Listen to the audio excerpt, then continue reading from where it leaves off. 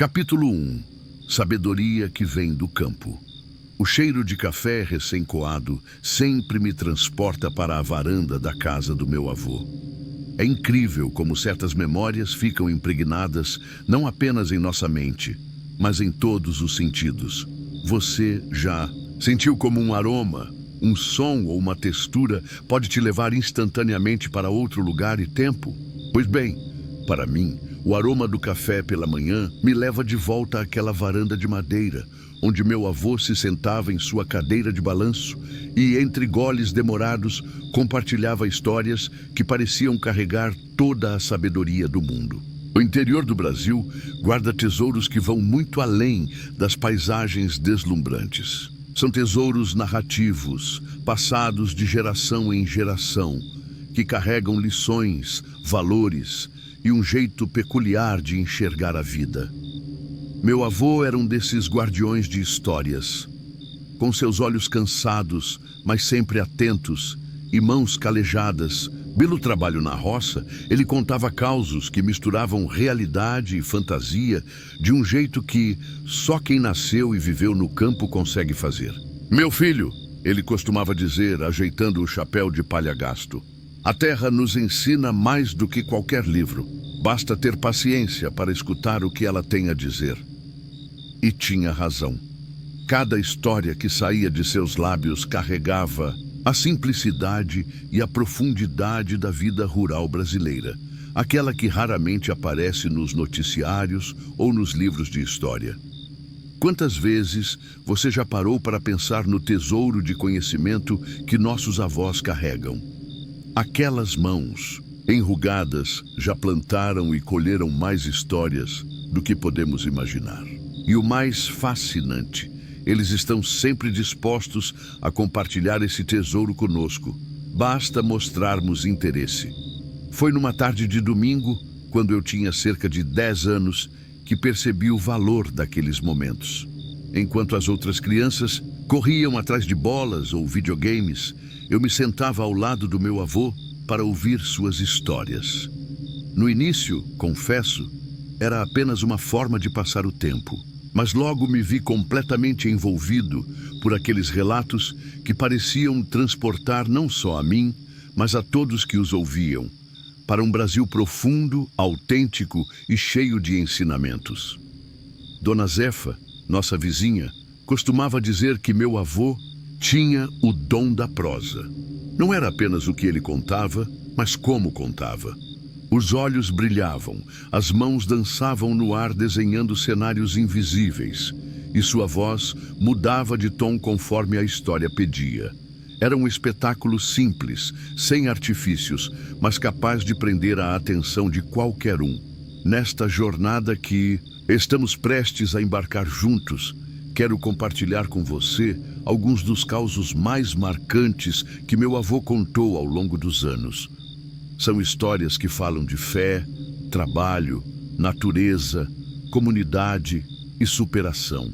Histórias que, mesmo passadas há décadas em pequenos rincões do interior brasileiro, carregam lições surpreendentemente atuais e valiosas para todos nós.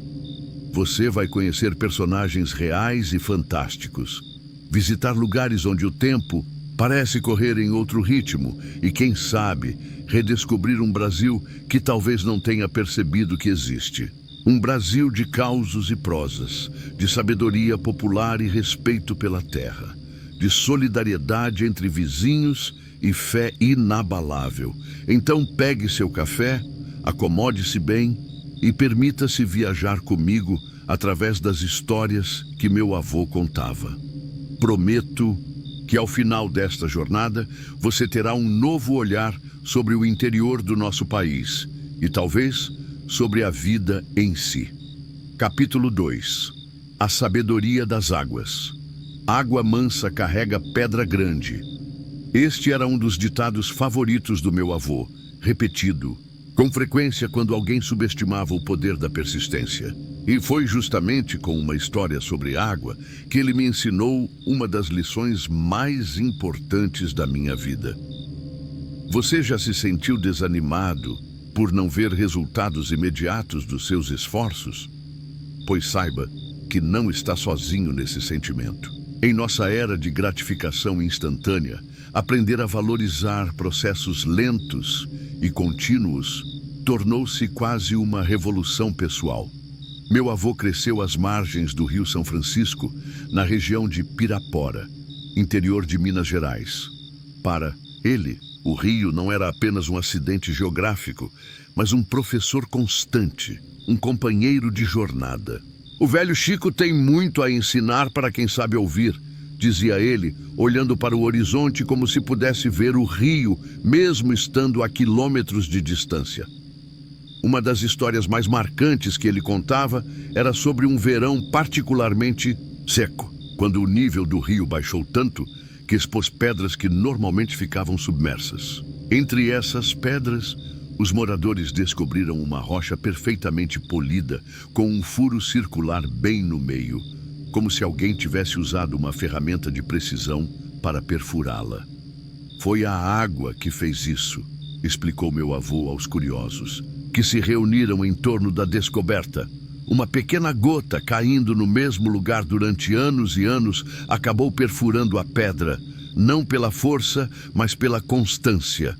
Seu Joaquim, um vizinho cético, riu com desdém. Impossível. Uma gota d'água não tem força para furar pedra. Meu avô sorriu pacientemente. Você planta uma muda hoje e espera colher frutos amanhã, Joaquim. A natureza tem seu próprio tempo, e quem não respeita esse tempo, colhe frustração. Na manhã seguinte, meu avô convidou seu Joaquim para um pequeno experimento. Pegou uma vasilha grande, encheu com água e colocou uma pequena pedra sobre um suporte dentro da vasilha, de modo que apenas a ponta superior da pedra ficasse para fora da água.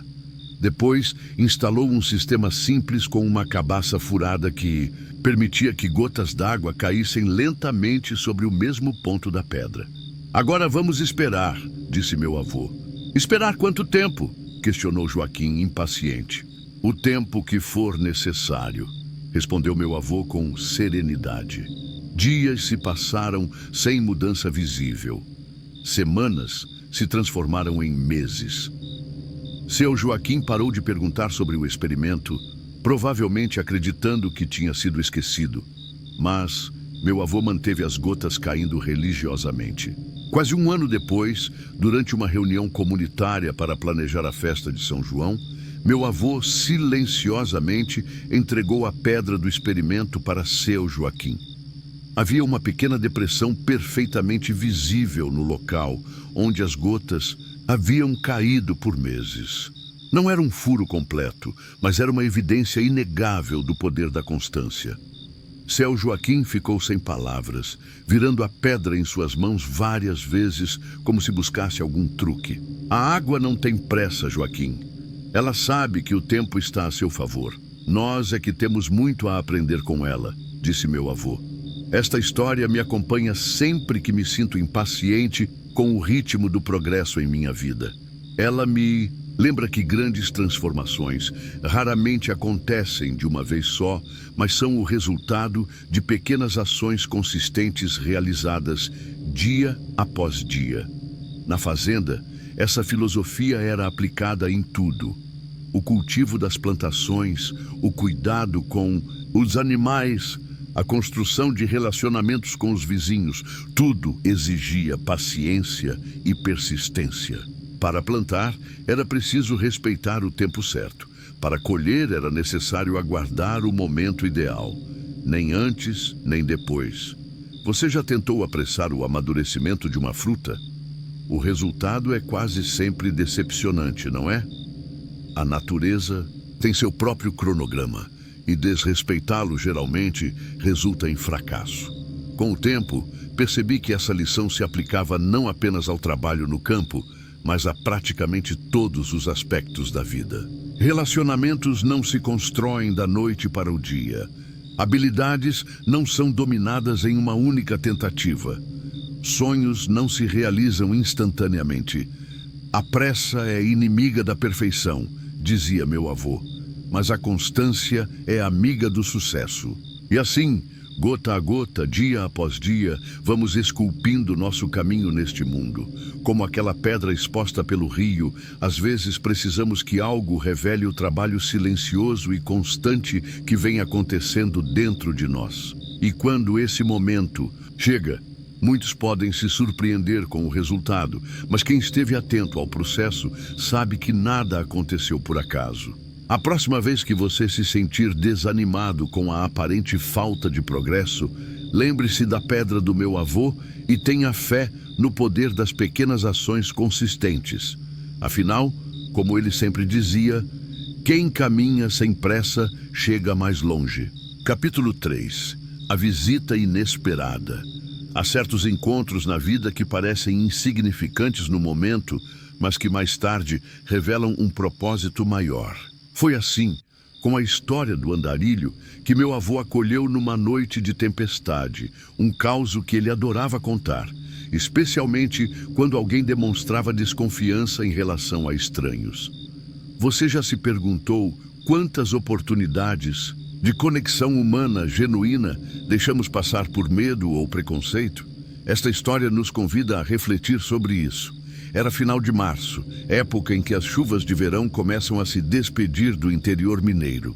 Meu avô estava terminando de guardar as ferramentas no galpão quando notou as nuvens escuras se amontoando no horizonte. Vai ser uma daquelas, pensou ele, referindo-se às tempestades que desabam como se o céu estivesse desmoronando. Mal tinha chegado à varanda da casa, quando os primeiros trovões começaram a rugir à distância. Foi então que avistou uma figura solitária caminhando pela estrada de terra que passava em frente à propriedade. Era um homem alto e magro, com uma pequena trouxa nas costas e um chapéu surrado protegendo o rosto. Dona Cida, minha avó, observou a hesitação do marido e disse: "José, não está pensando em chamar esse estranho para dentro, está?" Meu avô sorriu. "E você deixaria alguém enfrentar essa tempestade que está vindo, Cida?" Antes que ela pudesse protestar mais, meu avô já havia erguido o braço, acenando para o viajante. "Ei, amigo! Melhor se abrigar! A chuva vem brava!" O homem parou, parecendo avaliar se o convite era sincero. Depois de um momento de contemplação, desviou seu caminho em direção à casa. Quando chegou mais perto, puderam ver que se tratava de um senhor de idade avançada, com barba branca e olhos claros que pareciam enxergar mais do que revelavam. "Gratidão pela acolhida", disse ele com uma voz surpreendentemente firme para sua aparência frágil. "Me chamo Severino. Estou a caminho de Diamantina." Minha avó, ainda desconfiada, preparou um prato de comida enquanto meu avô convidava o visitante para se sentar à mesa da cozinha. A tempestade desabou lá fora com toda a sua fúria, como se quisesse confirmar o acerto daquela decisão de acolhimento. Durante o jantar, o velho Severino falou pouco sobre si mesmo, mas demonstrou um conhecimento impressionante sobre plantas medicinais. Quando minha avó mencionou casualmente que vinha sofrendo com dores nas articulações, ele pediu licença para examinar o quintal na manhã seguinte, antes de partir. "A natureza coloca o remédio perto da doença, dona", explicou ele. "Só precisamos saber enxergar." Na manhã seguinte, cumpriu sua promessa. Logo após o café, Severino percorreu o quintal e voltou com algumas folhas e raízes que meus avós, apesar de viverem ali há décadas, nunca haviam prestado atenção particular. Com paciência de professor, mostrou como preparar um emplastro para as dores e um chá para fortalecer os ossos. "Use por 3 luas cheias, sem falhar um dia", recomendou. Quando se preparava para partir, meu avô insistiu em oferecer algum dinheiro pela ajuda, que foi educadamente recusado. "O senhor me ofereceu abrigo quando o céu desabava. Estamos quites", disse Severino, ajustando sua pequena trouxa nas costas. E antes de se despedir, acrescentou: "Às vezes acolhemos anjos sem saber." Meses depois, as dores de minha avó haviam diminuído consideravelmente, graças ao tratamento indicado pelo andarilho. O que começou como um gesto de bondade acabou se tornando uma bênção inesperada para a família. É por isso que nunca nego um prato de comida ou um canto para descansar a quem bate à nossa porta, dizia meu avô sempre que contava essa história. Nunca sabemos que dons essa pessoa traz consigo. Essa experiência se tornou ainda mais significativa alguns anos depois, quando meu tio Antônio adoeceu gravemente com uma infecção que os médicos da cidade pequena não conseguiam diagnosticar corretamente. Foi o conhecimento sobre as plantas medicinais, aprendido com Severino e aprimorado por minha avó desde então, que ajudou a controlar os sintomas até que pudessem levá-lo a um hospital maior na capital. Esta história me ensinou que a hospitalidade não é apenas um valor cultural ou uma virtude moral. É uma forma de sabedoria prática. Quando abrimos nossas portas para os outros, também abrimos possibilidades para trocas de conhecimento, experiências e auxílio mútuo que não poderíamos prever. Você já passou por algo semelhante? Um encontro aparentemente casual que mais tarde se revelou profundamente significativo? Essas conexões inesperadas são como pontes invisíveis que nos ligam uns aos outros, criando uma rede de apoio e conhecimento compartilhado. Em tempos em que a desconfiança parece prevalecer sobre a solidariedade, histórias como a de Severino nos lembram que ainda há espaço para o acolhimento e a generosidade desinteressada em nossas vidas. Como dizia meu avô, porteira fechada não deixa entrar problema, mas também não deixa entrar solução. Na próxima vez que você estiver diante da oportunidade de estender a mão a alguém, lembre-se do velho Severino e das bênçãos inesperadas que podem surgir desse simples gesto de humanidade. Capítulo 4. O segredo da mangueira centenária. No quintal da casa do meu avô havia uma mangueira majestosa, de tronco grosso e galhos que se estendiam como braços acolhedores sobre grande parte do terreno. Diziam os mais antigos que aquela árvore tinha mais de 100 anos e que já estava ali quando meu bisavô comprou a propriedade. Era um ponto de referência para toda a comunidade. Vire à direita depois da mangueira grande do Zé Honório. Era uma indicação comum para quem procurava o caminho da fazenda. Você já reparou como certas árvores parecem carregar histórias em suas raízes e galhos? Como se fossem testemunhas silenciosas do tempo, guardando segredos e lições que só os mais atentos conseguem perceber? Essa mangueira não era apenas impressionante por seu tamanho e idade, mas principalmente pela abundância de seus frutos.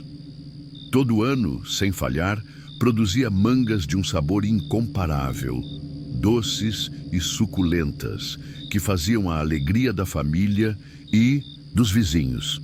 Enquanto outras mangueiras da região tinham anos de safra boa e anos de produção escassa, aquela parecia imune às variações climáticas e outros fatores que normalmente afetam as frutíferas. Certo dia, quando eu tinha cerca de 12 anos, perguntei ao meu avô qual era o segredo daquela árvore tão generosa. "Vem cá", chamou ele, com aquele sorriso de quem está prestes a compartilhar algo precioso. "Vou te mostrar um segredo que meu pai me ensinou e que o pai dele ensinou a ele." Caminhamos até a mangueira e, para minha surpresa, meu avô começou a conversar com a árvore. Não era apenas um gesto simbólico, ele realmente falava com ela, agradecendo pelos frutos, contando as novidades da família e até mesmo compartilhando preocupações sobre a lavoura. "Vovô, o senhor está falando com a árvore?" perguntei, entre risos e confusão. "Estou", respondeu ele com naturalidade. "E não é qualquer conversa, é uma conversa de gratidão." Ele então me explicou que desde que era menino, aprendeu com seu pai a agradecer diariamente às plantas que nos alimentam. Não era superstição, garantia ele, mas reconhecimento. "As plantas são seres vivos, meu filho. Elas não escutam com ouvidos como nós. mas sentem nossa energia, nosso cuidado. Quando agradecemos a elas, estamos reconhecendo que dependemos delas tanto quanto elas dependem de nós. Naquele mesmo dia, ele me ensinou outro ritual. Sempre que colhia uma fruta da mangueira, plantava pelo menos uma das sementes. A maioria ia para um viveiro improvisado, onde meu avô cuidava das mudas, até estarem prontas para serem doadas ou plantadas em outros locais da propriedade. Para cada fruta que colhemos, devolvemos a possibilidade de várias árvores novas. É assim que mantemos o equilíbrio, explicou.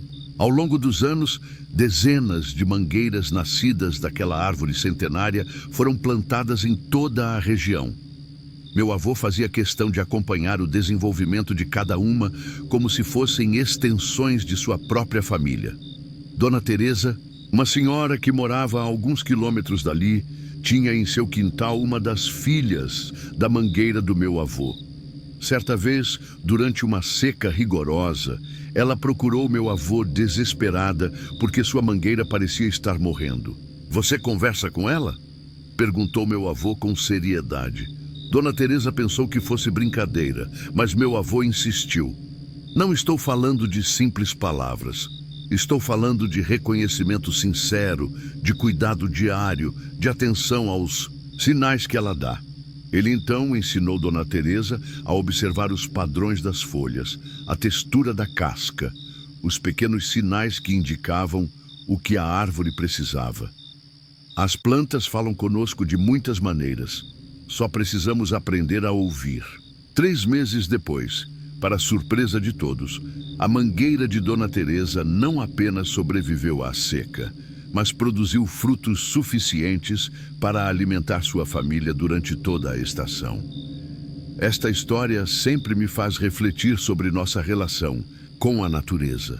Quantas vezes tomamos os recursos naturais como garantidos, sem parar para agradecer ou devolver algo em troca? O ritual simples do meu avô, conversar com a árvore, plantar as sementes dos frutos colhidos, contém uma sabedoria profunda sobre sustentabilidade e reciprocidade. Hoje, como adulto vivendo na cidade, muitas vezes me pego aplicando essa lição em contextos completamente diferentes. Não se trata apenas de falar com plantas, embora eu ainda o faça com as que tenho em casa, mas de cultivar uma atitude de gratidão e retribuição em todas as áreas da vida. Quando recebo ajuda de alguém, procuro retribuir não apenas àquela pessoa, mas estender o benefício a outros. É como plantar as sementes das mangas que colhi. O bem recebido multiplica-se em novas possibilidades. A mangueira centenária do meu avô não está mais lá. Um raio a atingiu durante uma tempestade particularmente forte há alguns anos, mas suas filhas e netas continuam espalhadas por toda a região, cada uma carregando um pouco daquela energia generosa que meu avô ajudou a cultivar por décadas. E o mais interessante, muitas dessas árvores descendentes são cuidadas agora por pessoas que aprenderam a conversar com elas, criando um ciclo virtuoso que atravessa gerações. Talvez seja este o verdadeiro legado que podemos deixar: ensinar aos outros a importância da gratidão, do cuidado e da multiplicação do que recebemos. Como dizia meu avô, quem planta com gratidão, colhe com abundância. Capítulo 5. A aposta com o tempo. Na pequena comunidade onde meu avô vivia, o tempo era medido de forma diferente. Não eram os relógios que ditavam o ritmo da vida, mas os ciclos da natureza. O cantar do galo anunciando a manhã, o sol a pino indicando o meio-dia, o crepúsculo chamando para o recolhimento. Essa relação particular com o tempo moldou uma das histórias mais fascinantes que ele contava, a qual chamava de A Aposta com o Tempo. Você já teve a sensação de estar constantemente correndo contra o relógio? De que as horas escorrem por entre seus dedos como água? Essa sensação, tão comum nos dias de hoje, era completamente estranha ao modo de vida do meu avô. Foi em uma tarde de domingo, depois do almoço, que ele me contou sobre um episódio envolvendo seu compadre Abelardo, um homem conhecido por sua impaciência e por estar sempre apressado, uma raridade naquela comunidade onde a pressa era considerada quase uma ofensa aos ritmos naturais da vida. Abelardo havia adquirido recentemente um pequeno caminhão e estabelecido um negócio de transporte de mercadorias entre as fazendas da região e a cidade mais próxima. Estava sempre correndo, checando o relógio, reclamando da lentidão dos outros. Tempo é dinheiro, compadre, dizia ele frequentemente ao meu avô, repetindo um ditado que tinha aprendido com um comerciante da capital. Um dia, quando Abelardo passou pela fazenda para recolher alguns sacos de milho, encontrou meu avô sentado tranquilamente sob a sombra de um jatobá, observando o horizonte. Compadre José, o senhor não tem nada melhor para fazer, não? Perguntou Abelardo, visivelmente incomodado com o que considerava desperdício de tempo. Meu avô sorriu serenamente. Estou fazendo algo muito importante, compadre. Estou cultivando... Paciência. Abelardo soltou uma gargalhada. Paciência não paga contas, nem enche barriga, compadre. Foi então que meu avô propôs algo inusitado.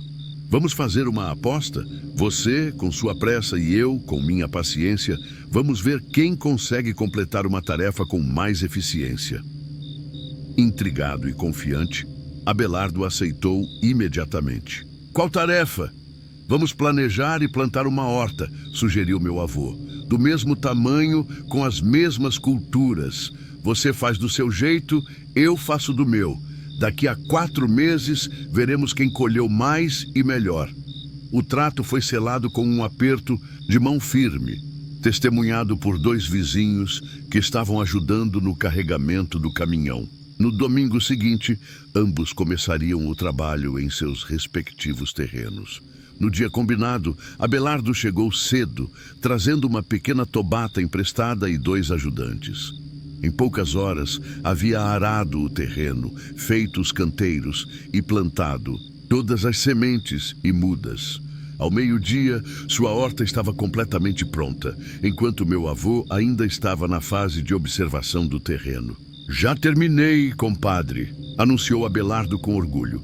Vou estar 3 meses e meio à sua frente na colheita.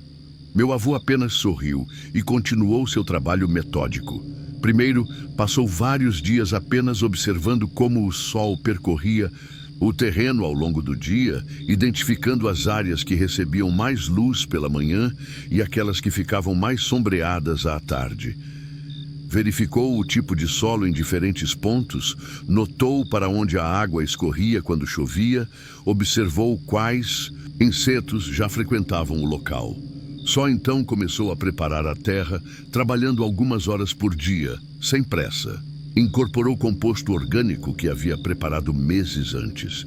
Construiu canteiros elevados em algumas áreas para melhorar a drenagem. Instalou um sistema simples de irrigação, aproveitando a declividade natural do terreno. Quando finalmente plantou, quase 2 semanas depois de Abelardo, fez questão de seguir as tradições de plantio que consideravam as fases da lua e as combinações benéficas entre plantas companheiras. As semanas passaram. A horta de Abelardo inicialmente cresceu rápido, mas logo começou a enfrentar problemas. Algumas áreas ficavam encharcadas após as chuvas, causando o apodrecimento de certas raízes. Outras ressecavam demais nos dias quentes. Pragas atacaram vários canteiros simultaneamente. Sem tempo para cuidar adequadamente da horta, devido aos seus outros compromissos, Abelardo tentava compensar com mais adubo químico e pesticidas, o que causava desequilíbrios adicionais. Enquanto isso, a horta do meu avô se desenvolvia harmoniosamente. Ele passava um pouco de tempo lá todos os dias, observando cada planta, removendo manualmente as ervas daninhas, ajustando a irrigação conforme necessário, conversando com as plantas, como fazia com sua mangueira. Quando surgia algum problema, ele o tratava imediatamente antes que se espalhasse. Depois de 4 meses, quando chegou o dia da avaliação, a diferença era visível para qualquer um. Enquanto a horta de Abelardo estava parcialmente abandonada, com muitas plantas doentes ou raquíticas, a do meu avô exibia vegetais saudáveis, viçosos e abundantes. "Como o senhor conseguiu isso, compadre?" perguntou Abelardo, genuinamente curioso, após reconhecer sua derrota. "Não apostei contra você, compadre. Apostei contra a pressa", respondeu meu avô. "Na lida com a terra, quem tenta dominar o tempo acaba dominado por ele. É preciso ser parceiro do tempo, não seu adversário." Esta história ficou marcada na comunidade e, mais importante, transformou a visão de Abelardo. Aos poucos, ele começou a incorporar os ensinamentos do meu avô não apenas no cultivo, pois ele também passou a manter uma pequena horta, mas em diversos aspectos de sua vida. Ainda hoje, quando me vejo ansioso por resultados imediatos ou tentando fazer tudo ao mesmo tempo, lembro-me da aposta com o tempo e procuro recuperar aquela sabedoria ancestral. Alguns processos simplesmente não podem ser apressados sem comprometer sua qualidade e sustentabilidade. Como dizia meu avô, o tempo tem 3 velocidades: lento, mais lento e o ritmo certo. Sabedoria é reconhecer qual delas usar em cada situação. Essa lição se aplica não apenas à agricultura, mas a praticamente tudo. Na vida, relacionamentos, aprendizados, projetos pessoais e profissionais. Tudo tem seu tempo próprio de maturação, e respeitá-lo é muitas vezes o caminho mais curto para o sucesso verdadeiro e duradouro. Capítulo 6. O violeiro sem viola. Em todo o vilarejo do interior brasileiro, há sempre uma figura que se destaca por sua peculiaridade. Na região onde meu avô morava, essa figura era Tonico Santeiro, conhecido por todos como o violeiro sem viola. Como o próprio apelido sugere, Tonico era um homem que carregava uma contradição ambulante. Considerado o melhor violeiro da região, há anos não possuía uma viola própria. E essa aparente contradição escondia uma das histórias mais comoventes e reveladoras que meu avô gostava de contar. Você já se perguntou como definimos nossas identidades? Pelo que possuímos ou pelo que somos em essência? A história de Tonico nos convida a refletir sobre isso. Tonico era um homem simples, de estatura baixa e mãos calejadas pelo trabalho na roça. Nada em sua aparência física sugeria o extraordinário talento musical que carregava. Na juventude, havia sido dono de uma viola de fabricação artesanal que, segundo os mais velhos, chorava nas mãos dele de tão bonito que tocava. Em festas e encontros comunitários, Tonico era sempre a atração principal. Seu repertório incluía desde modas de viola tradicionais até composições próprias, que retratavam o cotidiano da vida rural com uma sensibilidade rara. Mas o destino reservou uma dura prova para Tonico. Durante uma enchente que devastou parte da comunidade, ele perdeu quase tudo que possuía, incluindo sua preciosa viola. Nos meses que se seguiram, dedicou-se íntimas. O destino reservou uma dura prova para Tonico. Durante uma enchente que devastou parte da comunidade, ele perdeu quase tudo que possuía, incluindo sua preciosa viola. Nos meses que se seguiram, dedicou-se inteiramente a ajudar os vizinhos na reconstrução de suas casas e da vida comunitária, deixando de lado seu próprio infortúnio. Quando as coisas finalmente começaram a se estabilizar, os amigos se mobilizaram para comprar uma nova viola para Tonico. Organizaram quermesses, rifas e até mesmo uma pequena apresentação com outros músicos da região, tudo para arrecadar o dinheiro necessário. Meu avô foi um dos principais articuladores dessa iniciativa. No entanto, quando finalmente conseguiram juntar a quantia e foram oferecer a Tonico, ele surpreendeu a todos com sua recusa. Agradeço de coração o gesto de vocês, disse ele emocionado, mas decidi que não vou mais ter uma viola só para mim. A confusão estampou-se no rosto de todos. Como assim o melhor violeiro da região não queria mais ter sua própria viola? Foi então que Tonico explicou sua decisão. Durante a enchente, percebi algo importante. Vi famílias que perderam tudo, mas que se mantiveram unidas, cantando para espantar o medo e a tristeza. Vi crianças que, mesmo sem brinquedos, inventavam brincadeiras e riam. Vi que o que está dentro da gente, nossos dons, nossas histórias, nosso jeito de ver o mundo, isso ninguém pode levar. Ele fez uma pausa, como quem organiza os pensamentos, e continuou. Decidi que, em vez de ter uma viola só para mim, vou tocar as violas da comunidade. Assim, nunca mais vou perder meu instrumento, porque ele estará em muitas casas ao mesmo tempo. E foi assim que Tonico se tornou o violeiro sem viola. Em festas e encontros, sempre havia alguém que trazia um instrumento para ele tocar. Em troca, Tonico passou a ensinar crianças e jovens da região, compartilhando não apenas técnicas musicais, mas também histórias, causos e a sabedoria contida nas letras das modas de viola. Meu avô contava que a música de Tonico ficou ainda mais bonita depois dessa decisão.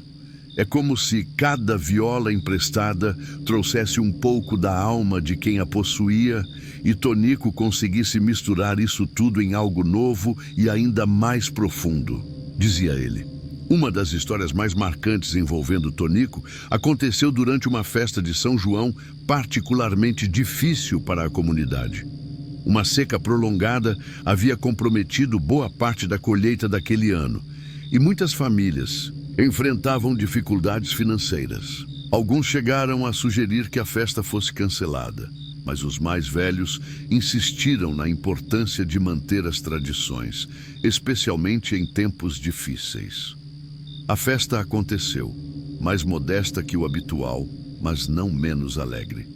Quando chegou a hora das apresentações musicais, Tonico pediu emprestada a viola de João Batista, um jovem que havia começado a aprender com ele recentemente.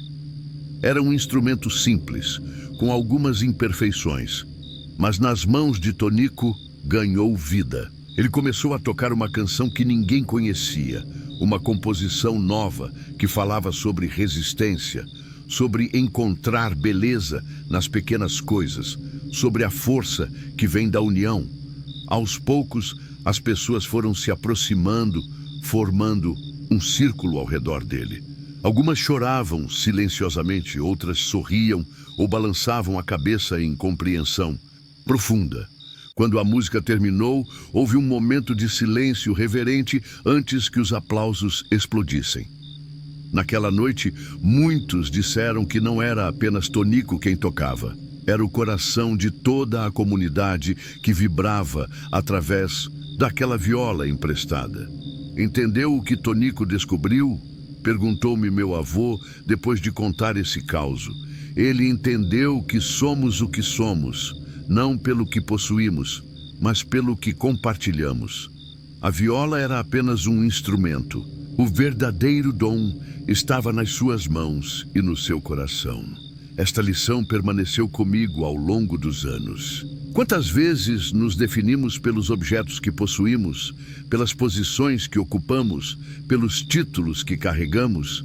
E se, como Tonico, aprendêssemos a nos definir pelo que compartilhamos, pelos dons que colocamos a serviço dos outros?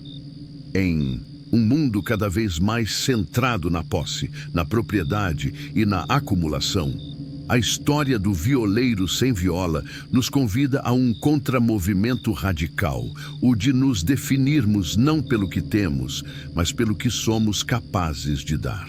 Tonico viveu até a idade avançada, sempre fiel à sua decisão. Nunca mais teve uma viola própria, mas, de certa forma, todas as violas da região lhe pertenciam um pouco. E ele pertencia a toda a comunidade, como um tesouro vivo que todos ajudavam a preservar. Quando faleceu aos 92 anos, seu velório foi marcado por algo inusitado.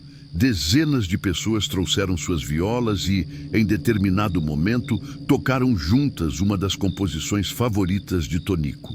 Foi como se, mesmo depois de partir, sua música continuasse viva em cada instrumento que ele havia tocado ao longo da vida. Essa é a verdadeira imortalidade, comentou meu avô com os olhos marejados. Continuar vivendo através do que plantamos no coração dos outros.